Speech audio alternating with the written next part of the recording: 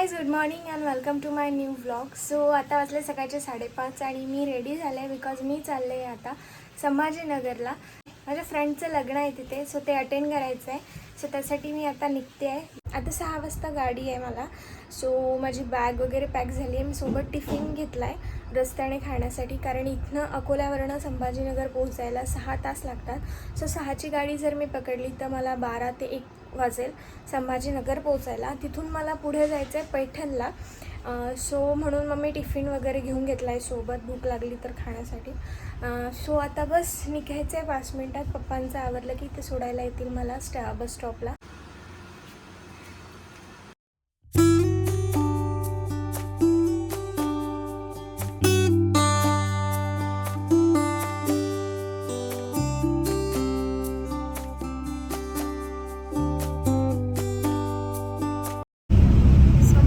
गाडीमध्ये आता शिवशाही भेटली आहे मला आणि बस निघाली आहे गाडी. सांगते आता 12 वाजेपर्यंत पोहोचेल.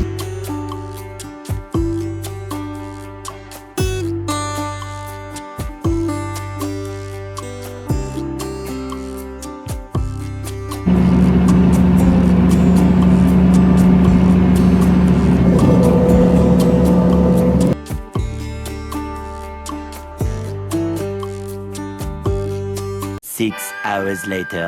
सो मी आता पोहोचले संभाजीनगरला. इथे सिडको बस स्टँडपर्यंतच होती माझी जी गाडी होती ती. इथून मला जायचं आहे मेन सेंट्रल बस स्टँड जे आहे तिथे. सो त्याच्यासाठी ॲटो केला आहे, कारण पुढे पैठणसाठी ज्या गाड्या आहेत ना त्या मेन सेंट्रल बस स्टँडवरनं मिळतील मला. सो त्याच्यासाठी मला इथनं सिडकोपासनं मेन बस स्टँड जायचं आहे. सो मग आता मी ॲटो केला आहे आणि आता जाते आणि मग तिथनं पैठणची गाडी पकडली.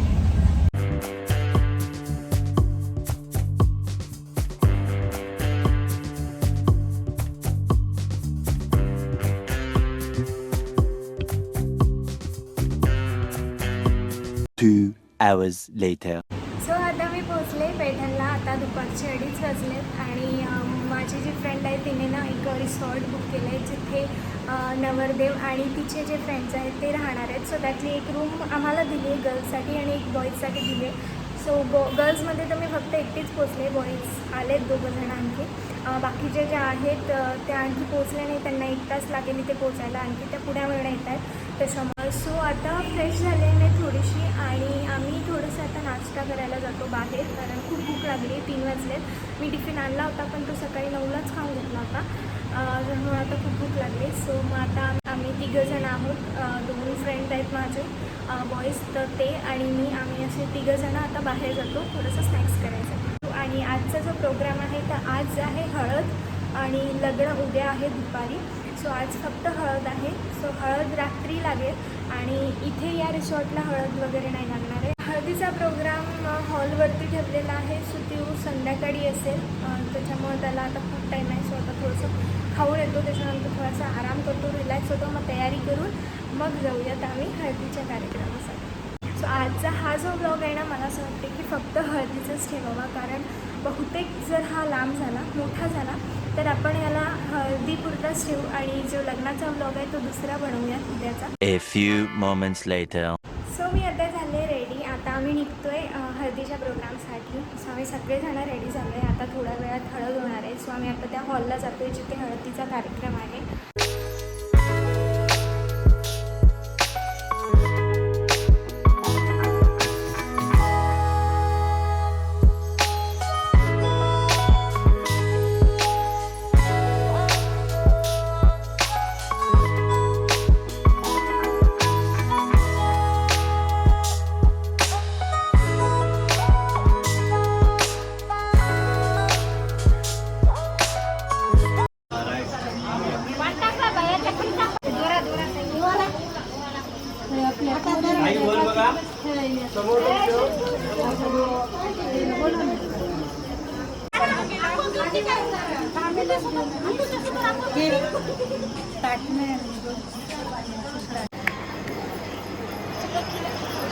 This snatch teaches never lose hope.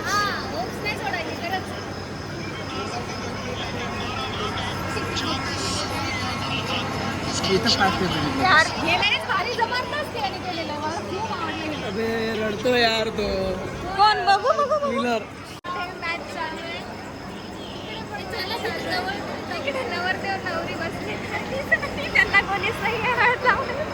हे शेवटपर्यंत 6 गेलाय का तुझा प्रॉब्लेम आहे असं नको. मला गेम नाही. ऑस्ट्रेलियाची पण साऊथ कारण की इंडियाचं हार्डला ते खूपच हार्ड आहे. 3 बॉल एक 5 मिनिटाची मॅच राहिली यार. Very tough. आपली स्लो चालतंय का त्यांचं? त्यांचं झालं काय तुम्हाला काय माहिती ओरडून राहिले नुसतं. तुम्ही नुसतं काय ओरडतायत आम्हाला सांगत.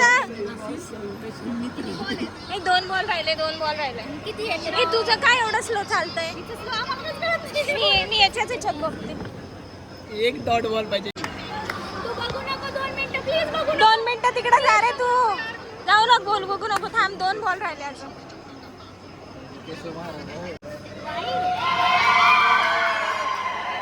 अरे आपलं काय एवढं स्लो आहे.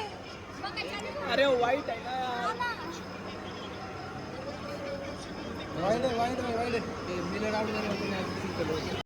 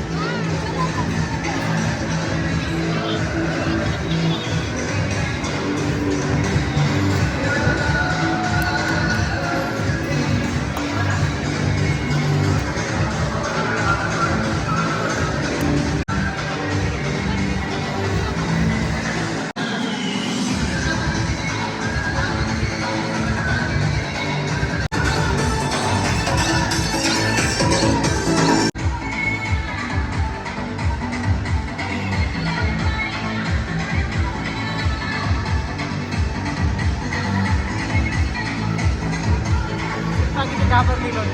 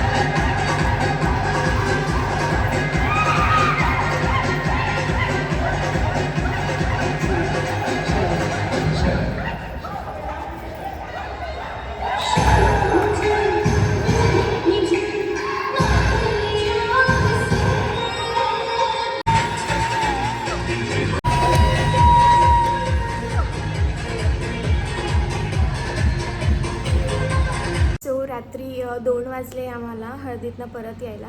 हळद खूप छान झाली आणि सोबत मॅच पण सुरू होती India versus South Africa final T20चं.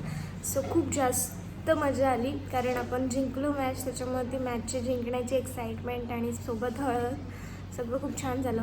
सर्व मॅचेस बघत बसले होते आणि जशी मॅच संपली सगळे पळाले हळद खेळायसाठी. सो कालची मॅच जिंकल्यामुळे सगळे खूप असे एनर्जेटिक होते. हळदीमध्ये सगळे डान्स करत होते. खूप भारी वाटलं, मज्जा आली. जर मॅच हारलो असतो तर तेवढी एनर्जी नसती राहिली मला नाही वाटत. सो त्याच्यामुळे खूप भारी वाटलं कालच्या हळदीच्या कार्यक्रमामध्ये. सो रात्री 2पर्यंत तिथे होतं. त्याच्यानंतर रूमवरती आलो आणि लगेच झोपून गेलो. त्याच्यामुळे व्लॉग एंड करायला वेळच नाही मिळाला. हा ब्लॉग खूप जास्त मोठा झाला आहे, त्याच्यामुळे मला असं वाटतं की ह्याला फक्त हळदीचाच ठेवावा आणि लग्नाचा ब्लॉग दुसरा बनवावा. सो त्यामुळे आता आपण या ब्लॉगला इथे एंड करूयात आणि आय होप तुम्हाला ब्लॉग आवडला असेल तर लाईक करा, शेअर करा आणि माझ्या चॅनलला सबस्क्राईब करा. Thank you so much for watching. Bye.